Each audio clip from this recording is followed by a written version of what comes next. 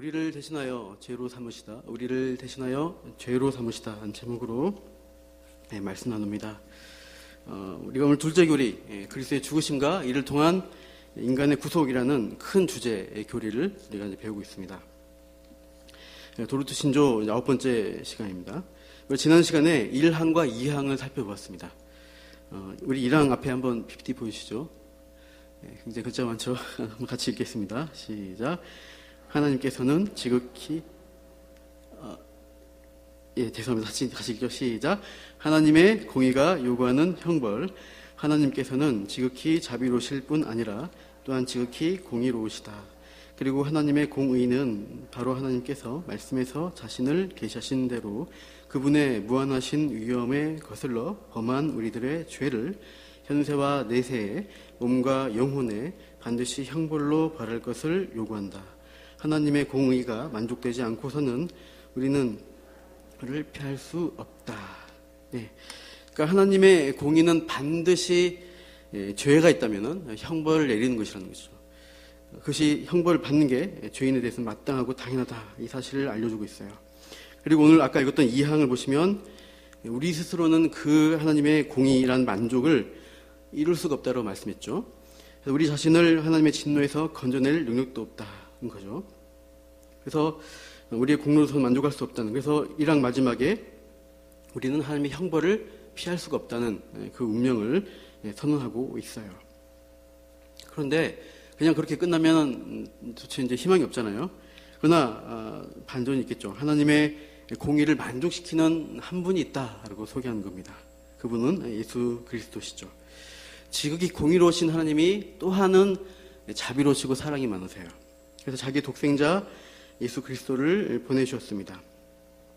우리 죄인들 대신해서 십자가에 달려 죽으시고 우리를 위해서 하나님의 공의를 만족케 하신 그 십자가 사역, 속죄 사역을 이루신 것이죠.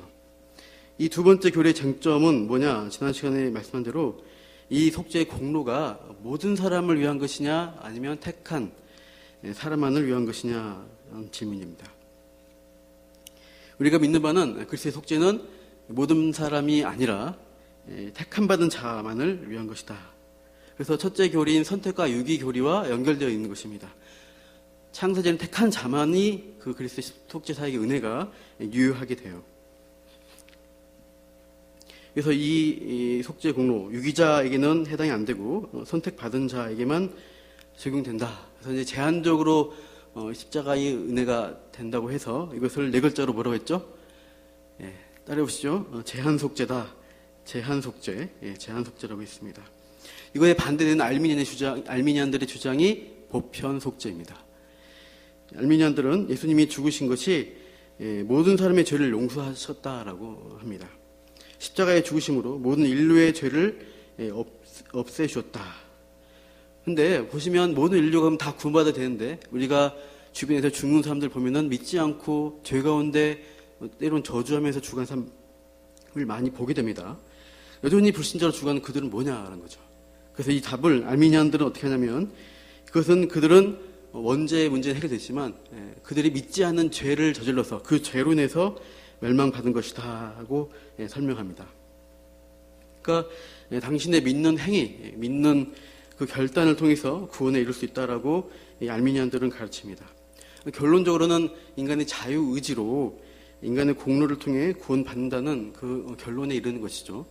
그래서 알미니안적 행위구원론이 되는 이 강조되는 신학이나 교회에서는요, 네가 믿는다고 지금 결단해야 된다라고 강조해요. 죄인인 것을 지금 고백하고 회개하고 예수 믿는다고 지금 네 입술로 네 마음으로 고백하고 믿으라. 그러면 구원 얻는다 이렇게 가르칩니다. 근데 이게 틀린 말인가 생각하시죠? 물론 예수를 믿어서 예수님을 믿음으로 구원받는다 이건 틀린 말이 아닙니다. 그러나 이 문구를 알미니안적 의미로 이해한다면 이것이 위험한 것이죠. 그러니까 내가 믿은 행위, 그 공로 때문에 구원받을 것이고 또 내가 믿지 못해서 구원받지 못한다고 하면은 그 구원의 조건이 붙어요. 내 행위가 조건이 붙어서 결국은 행위구원으로 가는 이상한 같이 되는 것입니다. 그러니까 내 믿은 게 우리가 주장한 것은 그게 공로가 아니라는 말씀이에요. 내가 믿은 행위가 공로가 아무것도 아니라는 거예요. 내가 구원받은 것은 주님이 나를 위해서 죽어주셔서 구원받는 사실입니다. 그 사건이 핵심입니다. 우리는 주님의 공로를 내 힘으로 그 십자가도 믿을 수 있는 사람이 아닙니다. 우리의 믿음과 회개가 공로가 될 수가 없어요. 그러니까 어떤 행위든 믿는다는 행위조차 하나님의 공의를 만족시킬 수가 없습니다. 자기 행위, 자기의 의로 하나님 앞에 나아가려 한 자는 죄인에 대한 형벌을 피하지 못합니다. 그래서 오직 유일한 공로는 예수님이 이루신 공로일 뿐이에요. 우리의 공로는 일도 안 된다. 요즘 말로 일이라는 말 쓰는데, 지난 월요일에 보니까 차민규 선수가 몇 초 차이로 졌죠? 0.01초 차이로 금메달 놓쳤더라고요. 0.01초란 어떤 시간일까요? 상상이 안 가시죠? 제가 팔을 이렇게 시간이 1초 갈 때 1초 이렇게 갑니다. 그러니까 제가 팔 이렇게 하면 1초 가잖아요. 이 각도가 한 90도 되니까 조금만 크게 하면 100도예요. 이 각도로 따지면 이 100도의 한 눈금 하나, 그게 0.01초입니다. 딱 잠깐 움직인 거. 1초 한 순간에 100분의 1. 굉장히 미세한 단위의 시간인데, 요즘 측정기가 잘 나와서 이런 소수점 초 단위를 잡아내고 이렇게 금과 금메달, 은메달 나누는데요. 참 대단한데요. 우리의 공로 0.01일지라도 하나님의 공의가 결코 만족되지 않습니다. 그러니까 예수님의 공로 99.99에다가 내 공로 0.01을 섞는다. 이렇게 해도 내가 섞어서 구원받았다라고 주장할 수가 없어요. 순전히 100% 예수님의 공로로만 구원받는다가 우리의 이 도르토 신조의 교리입니다. 오늘 그 2항에서 예수님이 100% 이루신 그 공의에 대한 하나님의 공의를 이루신 만족, 그 속죄 사역에 대해서 구체적인 소개를 하고 있습니다. 첫 번째로 보시면 그리스도는 성도의 보증이 되십니다. 핀트물에 1번 보십시오. 그리스도는 성도의 보증이 되신다고 합니다. 2항 중간에 보시면 나오죠. 자기의 독생자를 우리의 보증으로 주셨다고 하고 있습니다. 히브리서 7장 22절에 이와 같이 예수는 더 좋은 언약의 보증이 되셨느니라 라고 말씀합니다. 여기서 보증, 속죄 사역은 보증으로서의 사역이다라고 할 수 있어요. 이 보증이라는 단어는요, 채무 보증, 우리가 이제 많이 쓰는 담보, 이거 같은 개념입니다. 여러분 중에 담보를 보증을 서보신 분 계실까요? 보증 잘못 썼다가 폐가 망신하고 집안 다 재산 날렸다, 뭐 이런 소문 가끔 듣게 됩니다. 누가 사업한다고 보증 서달라 할 때 우리가 보증 사야 됩니까? 안 사야 됩니까? 보증 서줘야 될까요? 서주면 안 될까요? 잠언 22장 26절 한번 읽어보시죠. 같이 시작. 너는 사람과 더불어 손을 잡지 말며 남의 빚에 보증을 서지 말라. 예, 성경 말씀이네요. 남의 빚에 보증 서지 말라 명령하고 있습니다. 이 딱 잠언에 보증 서지 말라라고 말씀하고 있습니다. 그래서 그럼 절대 보증 서면 안 되는구나, 순종해야지. 이제 우리가 그렇게 이제 적용하는 사람 많이 있는데요. 근데 우리가 살아가는 현대 사회, 옛날에도 그렇지만 현대 사회에 보증 없이 어떤 일을 하기가 참 쉽지 않아요. 우리나라에서는 안 그런데 미국에서 이제 들어보니까 차를 살 때 할부로 이제 구매합니다. 차가 비싸니까. 할부를 할 때 반드시 서명을 요구하는데 그 보증인을 항상 보증인의 서명을 요구합니다. 그래서 아들이 차를 살 경우에 보통은 아버지가 이제 미국에서요, 그 차 살 때 보증인이 되어줍니다. 그래서 서명하면서 아들이 만약 할부금을 못 내게 되면은 아버지는 내가 책임지겠습니다, 이런 의미로 보증 서주면 차가 나오는 거예요. 그러니까 만약 잠언 말씀대로 보증 서지 말라 했으니까 안 서준다 이러면 미국에선 차를 살 수 있는 사람이 별로 없을 겁니다. 그러니까 현찰이 많은 사람만 사겠죠. 그러니까 이게 현대 사회에서 그냥 무조건 서지 말라 이렇게 무조건적으로 적용하기는 쉽지 않아요. 우리나라 사업하기 위해서 어떤 대출 받는 데 있어서 좀 담보나 보증이 필요한 상태입니다. 이 잠언의 문맥은 무리하고 과도하게 어떤 위험하게 사업에 이렇게 확장 사업하고 이럴 때 보증함으로써 그 어떤 욕심으로 한 일들을 방지하는 것입니다. 그러니까 일상의 삶에서 우리가 청지기로서 하나님이 주신 어떤 재산들을 관리하고 좀 규모 있게 살아가는 데 있어서 지 염려처럼 막 하지 말라는 거예요. 무리한 보증이나 투자나 도박 같은 일에 빠지지 말라는 것입니다. 그런 의미에서 이제 보증을 이해하시면 돼요. 근데 우리 본문에서 이 보증, 오늘 그리스도가 보증되신다. 이거는 무슨 뜻일까요? 이것은 돈에 관한 것이 아니죠. 우리가 본질적으로 지니고 있는 이 죄값이란 채무, 이것에 대해서 하나님이 이 그리스도가 보증이 되어주시겠다, 담보가 되어주시겠다라는 의미입니다. 죄값을 죄인이 스스로 갚아야 되는데 우리 스스로가 갚을 수가 없는 수준이에요. 양적으로 질적으로 불가능합니다. 그러니까 이 그리스도가 이 죄인들의 대리인으로서 그 죄값이란 채무를 다 변제해 주겠다는 보증이에요. 성경에서 그리스도께서 우리를 위하여 죽으셨다라고 참 많이 말씀하십니다. 우리 로마서 5장 8절 읽어볼게요. 시작. 우리가 아직 죄인 되었을 때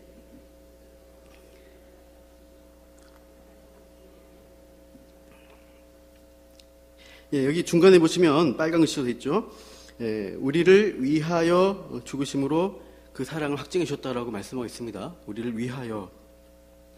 우리를 위하여라는 이 단어의 의미를 명확하게 아는 게 중요합니다. 알미니안들은 이 위하여라는 의미가 모든 인류의 유익을 위하여 이렇게 의미한다라고 주장해요. 그러니까 예수님이 모든 인류에게 유익을 끼치기 위해서 죽으셨다. 그러니까 이것은 보편 속죄를 의도한 해석입니다. 분명 2000년 전에 예수님이 죽으셨던 사실은 지금 우리가 아는 인류 문화사 가운데, 인류 역사 가운데 일반 은총적으로요 좀 유익을 끼치고 있는 건 사실입니다. 남에게 대접받고자 하는 대로 너도 남에게 대접하라, 이런 말씀들. 안 믿는 사람들도 다 황금률이다 이러면서 되게 좋아하고 많이 쓰는 격언입니다. 원수가 오른편 뺨을 치거든 왼편도 돌려대라. 이것도 많이 인용하고 서로 사랑하고 배려하자, 이웃을 사랑하라, 이런 기독교적 도덕률들을 많이 좋아합니다. 그래서 예수님이 도덕책에도 나오잖아요. 4대 성인 중 한 분이다. 굉장히 좋은 분이셨다. 현인이었다. 이렇게 지켜 세웁니다. 이렇게 예수님과 예수님의 사역을 보는 그 방식을 따라해보세요. 도덕적 영향 이론. 괄호안에 쓰십시오. 도덕적 영향 이론. 이렇게 부릅니다. 이 이론에 따르면 예수님의 희생과 죽으심은 이 인류 문화사 가운데 선한 영향력을 끼치고 사람들에게 감동을 주고 모범이 된다, 이 말입니다. 그래서 우리도 예수님처럼 살면 좋겠다. 자기를 희생하고 이웃과 사회와 사람들을 사랑하자, 섬기자, 자기를 부인하고 타인에게 친절한 교양이 있는 시민이 됩시다. 불의한 사약을 청산하고 사회 정의를 실현합시다. 예수가 꿈꾼 세상을 우리가 이룹시다. 이렇게 주장하는 목소리들이 있습니다. 혹시 이렇게 강의를 하거나 이렇게 설교하는 것들을 들으신 적이 있으실까요? 저는 대학 다닐 때 채플 시간에 많이 들었어요. 학교 교목 목사님이 설교하실 때 이런 식으로 착한 시민이 됩시다, 국민이 됩시다, 마치 초등학교 때 교장선생님이 훈화하는 말씀 듣는 것처럼 채플 시간에 설교를 많이 들었습니다. 착한 사람이 되십시오, 착하게 바르게 사십시오, 이렇게 하는 것들이죠. 이 말이 틀렸다고 할 수 없죠. 우리가 교회에서도 강조해야 되고, 이 사회적 악에 대해서, 우리 비도덕적 삶에 대해서 경계하고, 우리가 사회적으로 선한 영향력을 끼치고 도덕적으로 바르게 되는 것은 필요합니다. 나쁘지 않습니다. 교회에서 또 성도라면 더 해야 될 일입니다. 그런데 이 도덕적 영향 이론의 문제는 이것만 강조하게 돼요. 그러니까 이것만 강조하면 본질이 외면됩니다. 이게 문제인데요. 시커먼 연탄에다가 하얀 물감을 막 뿌려요. 그러면 겉보기는 하얘질까요? 하얀 세제가루를 막 뿌려요. 그러면 하얘지겠죠. 근데 그 안에 있는 연탄이라는 검은 본질은 어떤가요? 그대로 있습니다. 까만색은 그대로 나와요. 좀 더러운 얘기지만 죄송합니다. 바지에 똥을 샀는데 드라이기로 그 똥오줌을 막 말린 다음에 거기서 향수를 뿌린다. 그러면은 향기로질까요? 향수가 가장 유명한 나라가 프랑스입니다. 향수를 쓰는 문화가 매우 발달했다고 합니다. 그 이유는 프랑스가 옛날에 아주 더럽고 악취가 가득한 나라였기 때문이라고 합니다. 그러니까 18세기까지 이 프랑스에는 공중 화장실이 없었대요. 사람들이 길 가다가 급한 일이 생기면 낭패가 되는 것입니다. 그때 이제 부르는 게 뚜알이라고 부른대요. 이제 뚜알 이렇게 부르면 어디선가 커다란 망토를 두른 사나이가 나타나요. 이 망토란 이름이 프랑스어로 뚜알입니다. 그래서 망토 안에 있던 양동이 2개를 꺼내놔요. 그러면 그 양동이 두 개, 용도가 뭘까요? 거기에 응가를 담으라 이 말입니다. 그러니까 임시 화장실 같은 우리 싫어하면 요강 같은 것들을 내놓는 것입니다. 그러면 이제 급동을 그 사람이 이제 양동이에 앉아서 일을 치릅니다. 근데 그 모습을 행인들이 보면 부끄럽잖아요. 그러니까 망토를 둘러줘요. 이렇게 가려줘요. 그렇게 해서 이제 간이 화장실로 길 가다 쓰는 건데 그 뚜알이 아까 이제 한번 보시면 T가 더 붙으면 토일릿 해서 이제 영어로 화장실이에요. 저기서 유래한 단어입니다. 프랑스에서. 그래서 이 프랑스 일반 서민들은 그 뚜알을 돈을 내야 되기 때문에 값비싼 돈을 내기 때문에 할 수가 없는 거예요.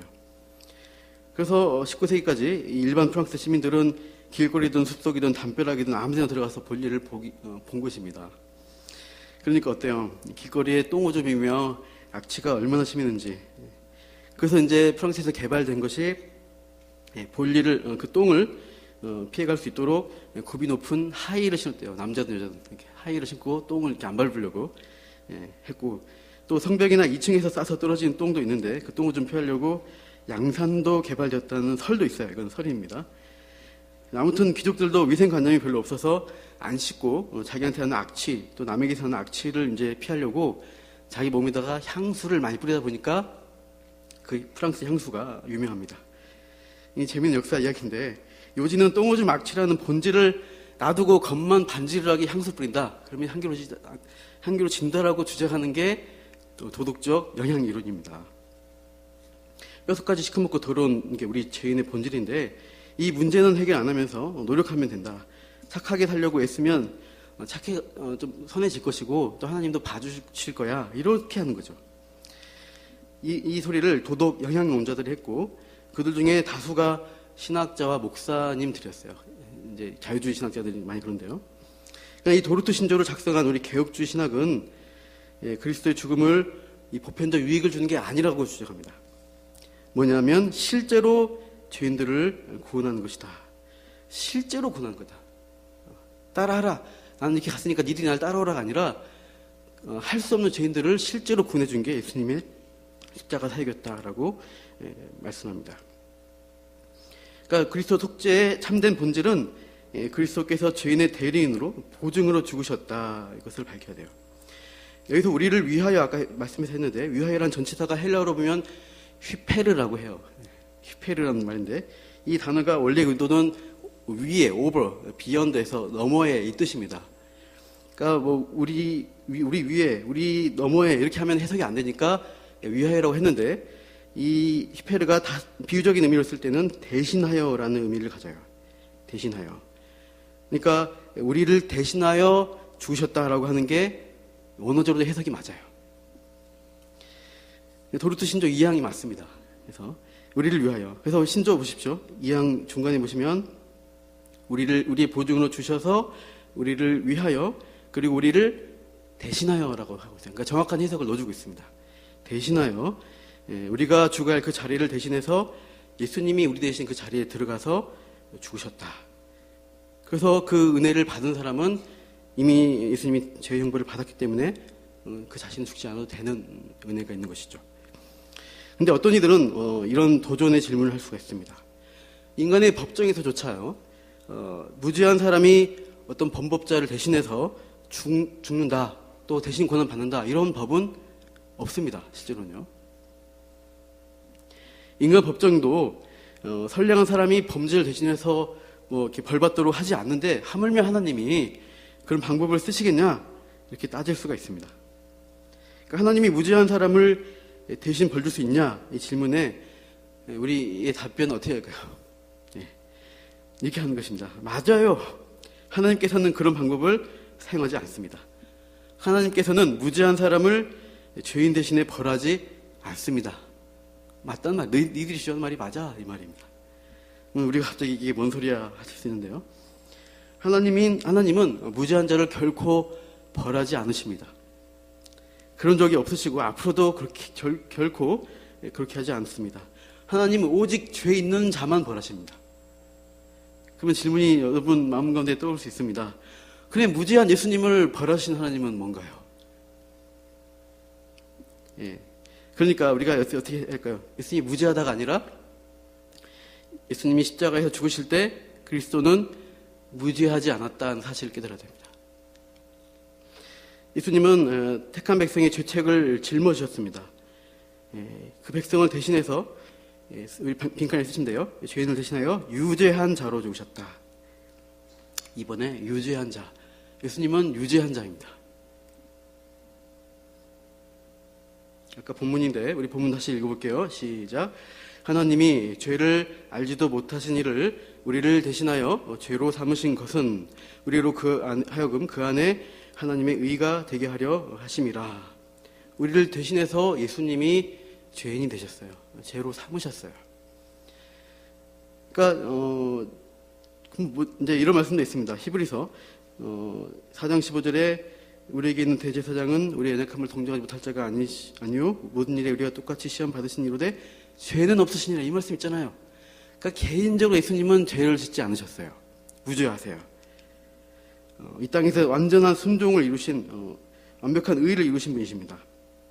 그러나 십자가에서 죽으실 때요, 하나님께서는 그때 그 사형의 현장에선 예수님을 죄 없는 자로 여기지 않으셨어요. 택한 백성의 죄책을 짊어진 자로서 유죄한 자로 그리스도를 심판했습니다. 그러니까 이것은 개인적으로 심판하는 게 아니라 어떤 법적인, 사법적인 하나님의 어떤 법적 원리에서 심판을 받으신 거라고 우리가 이해할 수 있어요.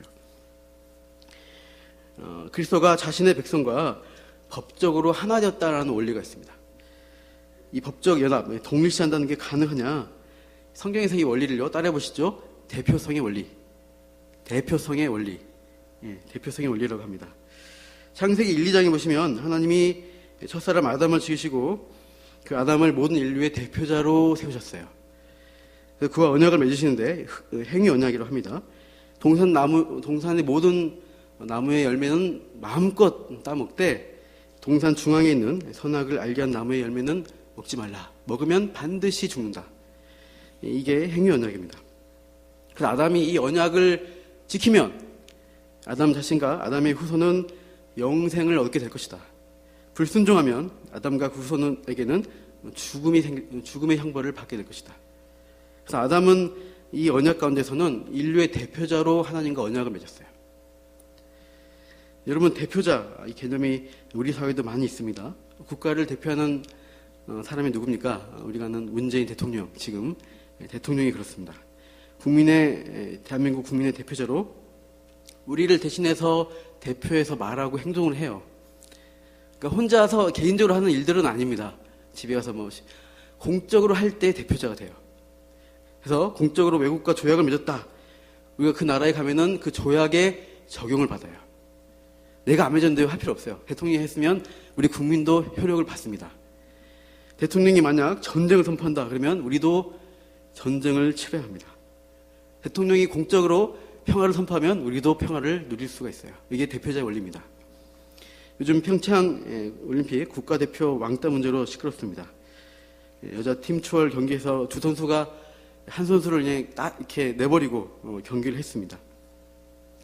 보니까 팀 추월 경기의 룰 자체가 마지막 들어온 선수의 어떤 결과로 기록으로 순위를 정한다고 했습니다. 그러니까 이 팀 추월 경기를 만든 취지가 스피드 스케이팅에서 개인의 어떤 기록 경쟁, 개인의 어떤 우월성만 경쟁만 우선시되는 너무 그런 분위기에서 동료와 함께 가라. 협력하고 우정으로 맺는 아름다운 모습을 보여달라고 만든 경기가 팀 추월 경기입니다. 그런데 그 취지를 무색하게 할 정도로 이제 우리나라 선수가 동료를 버려버리고 또 경기 후에도 울고 있는데 그냥 동료를 외면하고 가버린 모습에 지금 많이 이제 공분하고 있는 것 같습니다.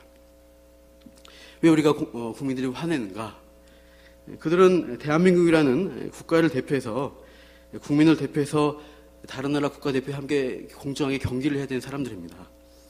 국가 대표예요. 그래서 국민의 세금으로 지원하고 또 그들이 그런 어떤 국가적 공적으로 훈련받아서 국가를 대표한다는 의미로 어때요? 가슴에 팔에 태극기를 붙이고 나는 공인입니다. 대표자입니다 하면서 경기를 하는 거예요. 이번 평창 올림픽의 주제가 뭔지 아세요? 영어로 보니까 많이 패션 커넥티드 이렇게 나오더라고요. 서로 연결됐다, 소통되는 열정이다. 그러니까 하나된 열정 이렇게 주제를 잡고 있습니다. 근데 이 대표자의 임무와 올림픽 정신도 다 팽개치고 개인의 감정과 개인의 영달만을 앞세우면서 경기를 한 게 드러났잖아요. 그러니까 저들이 국가대표를 한 거 아니다 하면서 국민들이 공분한다는 생각이 듭니다. 자세한 이제 또 내막이 있겠지만 그들이 국가대표로 하지 못할 일을 전 세계가 본 데서 벌였기 때문에 참 큰 이슈가 됐습니다. 이렇게 대표성 개념이란 것이 여러 가지 우리 사회에 있어요. 성경에서 이 대표성의 원리가 구원에 있어서 매우 중요한 원리로 주어진 것입니다. 로마서 5장 12절 말씀 읽으시죠. 시작. 그러므로 한 사람으로 말미암아 죄가 세상에 들어오고 죄로 말미암아 사망이 들어왔나니 이와 같이 이게 이루었느니라. 여기서 나오는 한 사람 있죠. 그 한 사람은 누굽니까? 인류의 대표자인 아담입니다. 아담으로 말미암아서 아담이 그 언약에 실패해서 죄와 죄의 형벌인 사망이 들어왔습니다. 로마서 5장 12절은 우리가 이 아담 안에서 다 범죄했다라고 선언하고 있어요. 아담 안에서 모든 사람이 죄를 지어서 영원히 죽을 운명이 되었다. 이 대표성의 원리로 아담 이후 모든 사람에게는 죄가 전가되어 있습니다. 그래서 모든 사람에게는 죄에 대한 책임, 죄책을 우리가 가지고 태어나요. 그러니까 아담이 선악과 범죄한 이후에 아담 혼자 개인적으로 지은 죄들은 우리에게 해당되지 않아요. 그 죄를 하나님 묻지 않습니다. 우리에게는 아담이 공적으로 행한 그 언약 관계에서 지은 죄, 그 죄만 물어요. 그게 원죄라고 하는 것입니다. 이 불순종의 죄에 대해서 우리에게 아담의 후손이 우리에게도 대표성의 원리로 적용됐기 때문에 죄책을 우리에게도 물으셔요. 그리고 사실 우리가 다 알죠. 아담의 후손은 다 가지고 있는 원죄를 가지고 있습니다. 아담이 갖는 그 불순종의 죄, 하나님을 거역하고 내가 하나님 되려고 하는 이 반역하는 죄성, 교만의 죄성을 가지고 우리들이 태어납니다. 그 자라나면서 이 원죄에서 나오는 짓는 죄들, 살아가면서 짓는 죄들, 자범죄들을 온갖 죄들을 지으면서 살아가고 더 제가 극악해지고 악독해지면 범죄, 사회적 이슈가 되는 큰 범죄들이 좀 많이 나는데 그런 성적 범죄, 살인, 죄 막 그런 일이 많이 일어나고 있어요. 하나님의 공의에 의하면 하나님은 그렇게 범죄한 인류들, 원죄를 가지고 있는 그 죄책에 대해서 그냥 내버려 두시고 마지막에 다 심판하셔도 완전히 공의로우세요. 하나님이 틀렸어요 할 수 없어요. 죄에 대해서 형벌하는 게 하나님의 공의니까 그렇죠. 그러나 하나님은 공의로우시지만 동시에 자비로우셔서 어떻게 하셨어요? 우리에게 보증으로서 독생자 예수 그리스도를 보내셨습니다. 죄값을 대신 치르게 하시고 형벌을 피할 길을 주신 겁니다. 이게 속죄사역이죠. 그 예수님이 우리의 대표자로 오신 둘째 아담이다. 그 말씀이에요. 우리 고린도전서 15장 말씀 2절 한번 보시죠. 같이요. 시작. 기록된 바 첫사람 아담은 생명이 되었다 함과 같이 마지막 아담은 살려주는 영이 되었나니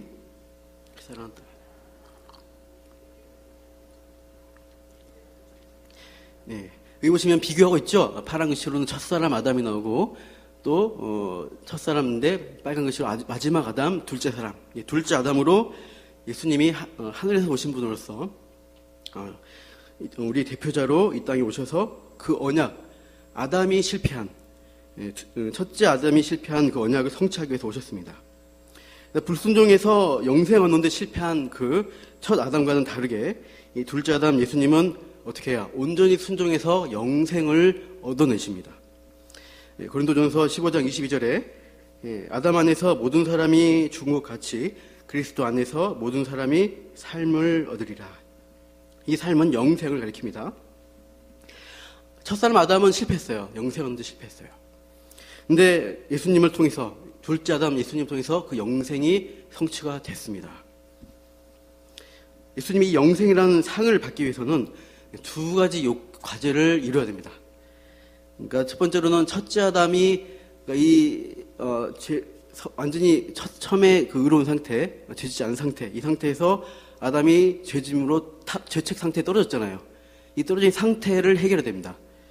그래서 이 상태를 해결하는 것이 죄책의 문제를 해결하는 것이죠. 그래서 십자가에서 죽으심으로 죄책을 해결하셨습니다. 신학적으로 이것을 그리스도의 수동적 순종이다 해요. 죄책의 문제 해결, 죄책을 위한 순종, 수동적 순종. 그래서 이렇게 됐고 그 다음에 이 단계로 올라온 다음에 뭐예요? 그냥 있는 게 아니라 첫사람 아담의 상태에서 다시 위로 올라가야 됩니다. 온전한 의를 이룬 상태로 가야 돼요. 그렇게 해야 영생이 주어집니다. 그래서 예수님은 온전한 순종의 삶을 또 살아내셨습니다. 성경에서 죽기까지 자기 목숨을 내줄 정도로 자발적으로 기뻐함으로 순종을 하셨습니다. 그렇게 하나님과 이웃을 사랑하며 모든 순종을 이루셨는데, 이 적극적인 순종, 이것을 신앙용어로 능동적 순종이라고 합니다.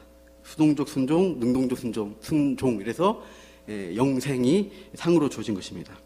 이렇게 예수님이 이루신 두 가지 순종, 죄의 형벌 문제 해결하신 것과 삶 전체를 온전히 순종하셔서 이루신 그 이까지 대표성 원리에 의해서 우리가 그리스도 안에 들어가서 그리스도가 이루신 것이 너희 것이다, 네 것이다, 이렇게 말씀하시는 것이 성경이 말하는 복입니다. 지난주에 설교 본문인데요, 로마서 6장 3절 말씀, 이근 목사님이 설교하신 본문인데 한번 읽어보시죠. 시작. 무릇 그리스도 예수와 합하여 세례를 받은 우리는 그와 죽으심과 합하여 세례를 받은 줄을 알지 못하느냐. 합하여 되어 있어요. 그러니까 예수님과 합해서 연합되어서 대표성 원리에서 합해진 것입니다.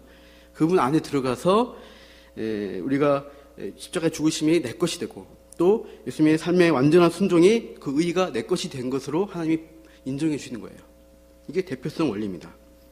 그래서 우리가 성경을 읽을 때 그렇게 예수님이 나를 위해서 죽으셨고 내가 해야 될 일들을 다 하셨구나 라는 것을 이해하면서 읽냐는 거예요. 내가 그리스도와 함께 십자가에 못 박혔나니 그런즉 이제는 내가 사는 것이 아니요 오직 내 안에 그리스도께서 사시는 것이라. 이제 내가 육체 가운데 사는 것은 나를 사랑하사 나를 위하여 자기 자신을 버리신 하나님의 아들을 믿는 믿음 안에서 사는 것이라. 그 안에서 우리가 사냐는 겁니다. 성경은 그것을 약속하고 있고, 우리가 그 상태에 있기 때문에 참 우리가 그 만족함, 예수님이 이루신 만족함 가운데서 은혜를 누린다라고 말씀하고 있어요. 여러분, 우리가 믿는다고 내가 주장해서, 내가 믿는 행위를 통해서 어떤 공로를 통해서 구원받지 않는다는 사실을 기억하십시오. 우리가 알아야 할 것은 그리스도가 다 이루셨다, 이것을 아는 거예요. 내가 뭐 했다가 아니고 그리스도가 하셨구나, 이것을 아는 게 중요해요. 성경 읽으실 때 그렇게 하셨구나, 나를 위해서 그렇게 하셨구나라는 것을 깨달으시면 돼요. 제가 프린터물에 보시면 글을 좀 써놨습니다. 토마스 왓슨, 이제 김영희 목사님이 설교한 부분에 이제 이것을 인용하셨길래 제가 넣었는데요. 한번 같이 읽어보시죠. 시작. 죄가 우리에게 악하고 지임되지 않는 한 우리는 그리스도의 대리적 죽으심이 주는 위로가 우리에게 있다고 말할 수 없다. 만약 죄가 우리에게 짐이 되지 않고 혐오스러운 것이 되지 않는다면, 만약 우리 안에 죄에 대한 슬픔이 없다면 그리스도의 죽으심은 우리에게 아무 의미가 될 수 없다. 그리스도를 믿음으로 바라보는 것은 자기는 죄에 대한 슬픔과 함께 오거나 그 뒤에 따라온다. 우리가 어떤 상태에 있는가, 이 성경이 말씀하신 대로 하나님의 공의에 비추면 정말 비참한 운명에 처할 수밖에 없습니다. 심판, 형벌밖에 없어요. 그것이 성경이 말하는, 우리에게 알려주는 우리의 현실입니다. 이 죄에 대해서 우리가 성경을 읽을 때 각성해야 되고, 내가 죄인이구나, 내가 죽을 수밖에 없구나. 영어로 쓰이는 부분이 있는데요. 영어로 써 죄송합니다. Till sin be bitter. 죄가 쓰다, 비통해진다, 써져야 되면은, 써지는 데까지 써지지 않는다면 그리스도가 우리에게 달콤해지지 않는다. 그러니까 죄가 굉장히 쓰게, 고통스럽게 느껴져야 그리스도의 이루신 그 은혜가 달콤하게 다가온다라고 청교도인 왓슨이 한 얘기입니다. 주님은 우리의 보증, 우리의 구원자로 이 땅에 오셨고, 우리가 해야 될 일들을 대신 다 이루신 분이십니다. 예수님을 말씀 통해서 날마다 발견하시고 누리시고 기억하시면서 하나님이 주시는 그 믿음 안에 거하셔서 그분과 연합한 삶, 복된 삶 살아가시기를 축원하겠습니다.